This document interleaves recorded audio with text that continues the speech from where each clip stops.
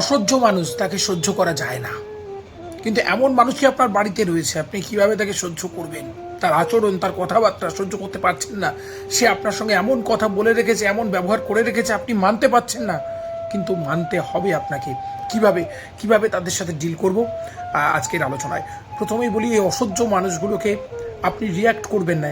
সহ্য করতে পারছেন না মানছি, কিন্তু তাদেরকে দেখলে আপনার মাথা গরম হয়ে যাচ্ছে, আপনি নিজে সরে যান, প্রথম বলবো।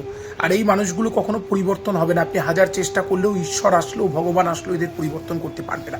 এদের একটাই ওষুধ, উপেক্ষা করুন, উপেক্ষা, অ্যাভয়েড করুন।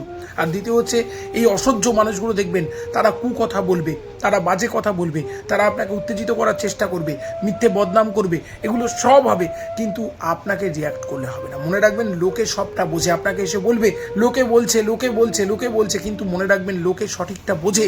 যার মধ্যে বিচার বোধ আছে, সে কোনটা ঠিক কোনটা ভুল সেটা বোঝে। আপনি তার ফাঁদে পা দেবেন না, নিজের সম্মান নষ্ট করবেন না। নিজের মতো নিজেকে গুছিয়ে যেই চলতে শুরু করবেন, দেখবেন এই ভূতগুলো আস্তে আস্তে তারা কিন্তু সমস্ত সরে যেতে শুরু করবে। শুধু সময়ের অপেক্ষা, শুধু সময়ের অপেক্ষা। আর বাকিটা রইল আপনার কষ্ট, আপনার দুঃখ, আপনার চোখের জল।